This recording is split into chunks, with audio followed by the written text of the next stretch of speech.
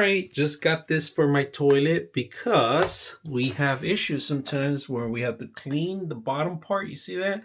As much as I scrub, it's hard to clean. So today we're gonna go ahead and set this up, and we're gonna dunk it in the actual part of the toilet in the back, and it's supposed to last for a couple months. So let's unwrap it and put it together. Let's unwrap it, and there is a little cable here that you grab on, and you're supposed to like dunk it in the water. Now it's going to change the color of the water.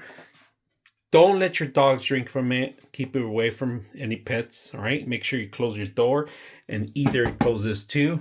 So we're just to be cautious about what you're going to put in there, because I know a lot of dogs drink from the toilet, so make sure that your dog doesn't. All right, so what you want to do is just dunk it in there. Let the water go in there slowly, and you want to let this out. All right, so when you're ready to remove it, all you got to do is grab that little cable, and that's it. Now put the top back on so that thing will move.